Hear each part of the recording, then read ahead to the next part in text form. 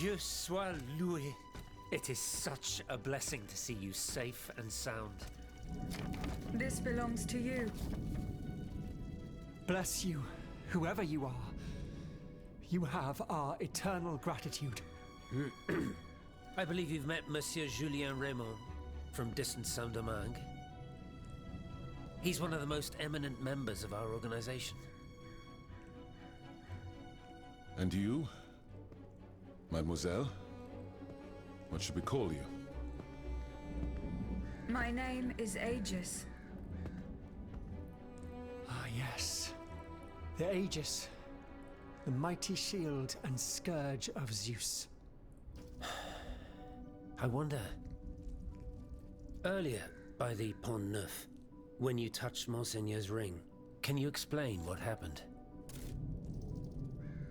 The ring called to me. It compelled me to reach out and take it. Come now. The ring called to me. It compelled me to reach out and take it. Come now. The moment I touched it, I was transported. Somewhere else.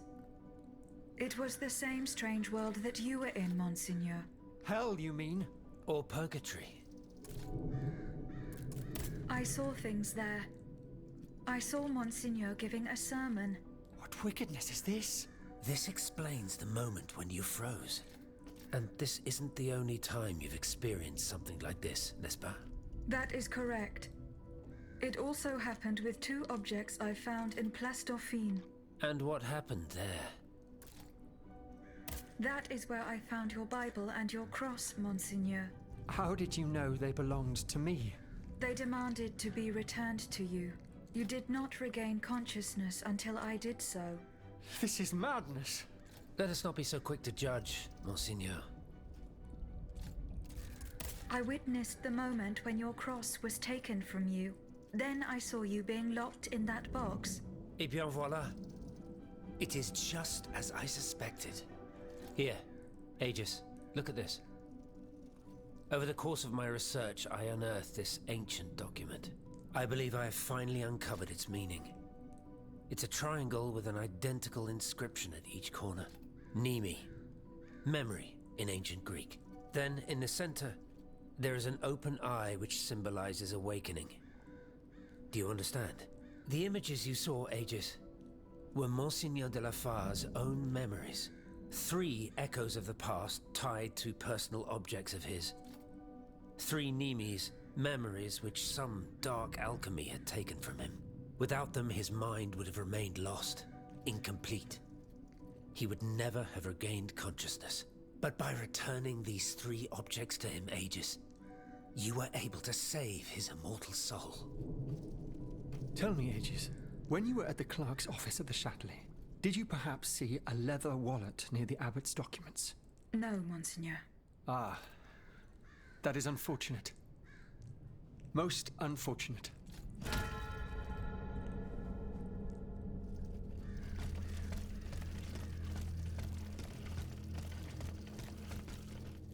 Mon père? Plus tard, s'il vous plaît. I need a moment alone. I must read over my notes in light of what we have just discovered.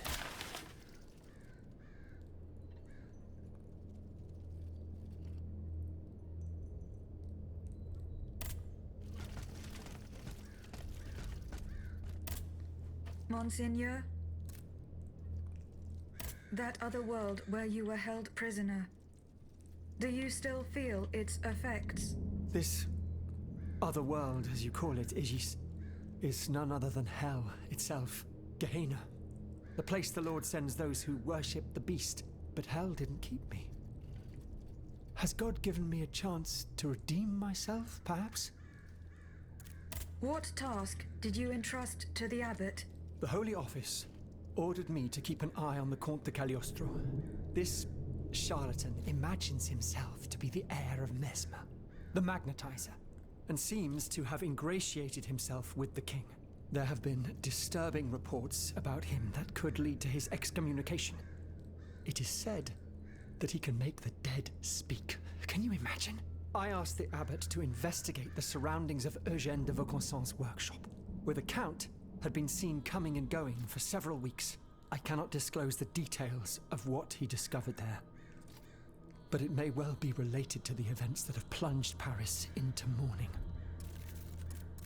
Monseigneur, you visited the Marquis de Mirabeau to administer his last rites. That's right. What of it? Did he tell you anything about his son? Please, not another word. I heard this man's confession, and am therefore bound by the strictest secrecy. There are no exceptions to canon law in this matter.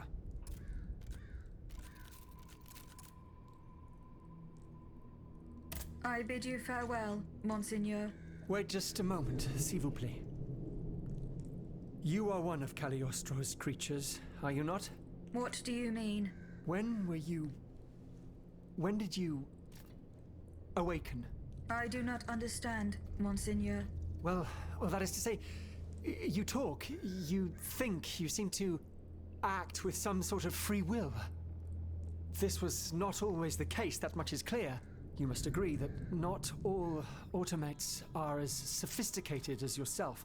I'm attempting to unravel the mystery of your true nature. Tell me, what are your very first memories? That is a question I am unable to answer. How strange. In that case, you must surely be able to tell me who taught you what you know. What I know, Monseigneur? How can I put it in a way that you'll understand? For example, you call me Monseigneur. How do you know that this is how one addresses a member of the clergy of my rank? I cannot explain it. I believe... Go on, Aegis. I believe that this knowledge is not mine. Well, I never. Did you hear that, Abbot? I caught every word, mon ami.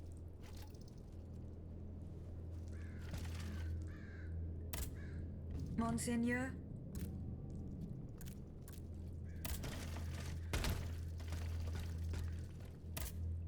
Monsieur Raymond, what is the aim of this organization? We publish articles and exert our influence on those who are in a position to improve the lot of our unfortunate brethren. Our numbers grow by the day, and we have many illustrious members, such as the Comte de Mirabeau and the Marquis de Lafayette. But it was Monsieur Brissot and the Abbot that founded the group. Good old Brissot.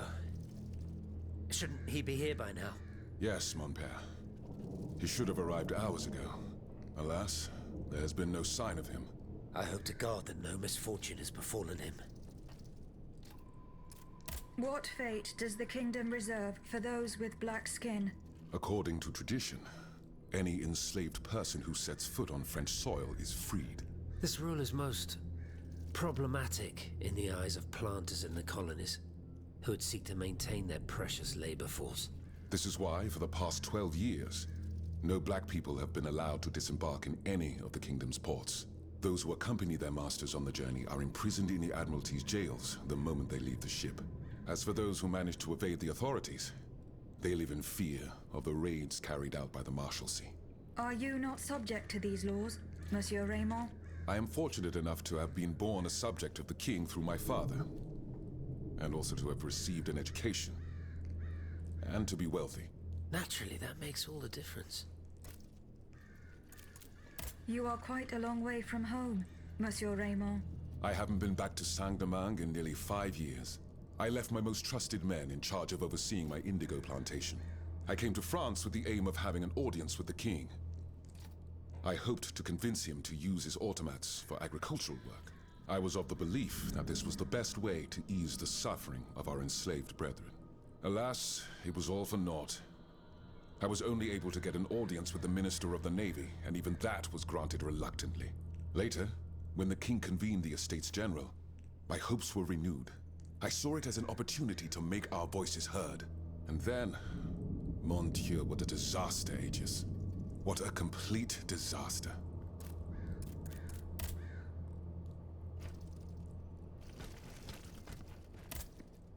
Plus tard, s'il vous plaît.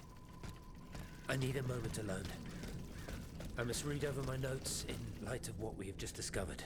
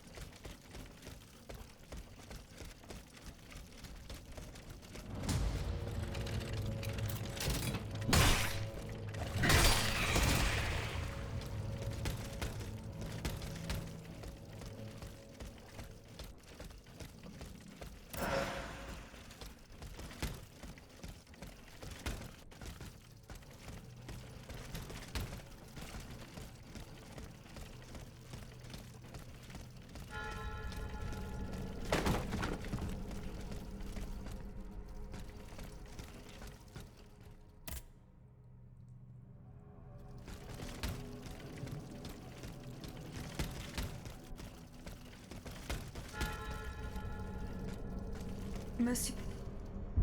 His Lordship the King's brother has answered my message. He has agreed to see me, despite the circumstances. The Comte de Provence? Do you trust him? If he still has any influence over the King, we must try. I shall leave immediately for the Luxembourg Palace. Be careful, Antoine. I implore you. The whole quartier is ablaze.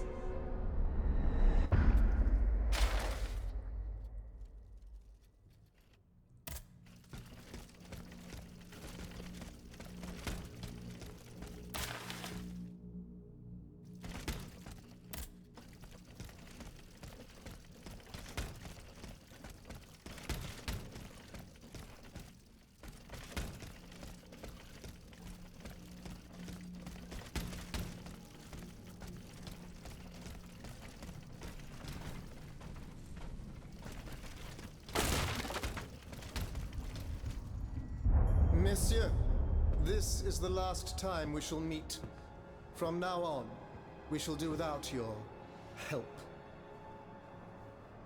Eh bien, are you waiting for an invitation to leave? Your Majesty, dare we ask what brought this disgrace upon us? The Count's work has given me complete satisfaction. Your essences and optics are no longer of any use to us. Rejoice, learned scholars. You may now dedicate yourselves to the cause of the Vanupier. Just a moment. Are we being rebuked for our actions at the Estates General? But Your Majesty, you are the one who convened this assembly. Leave here at once, monsieur, before you say anything you might regret.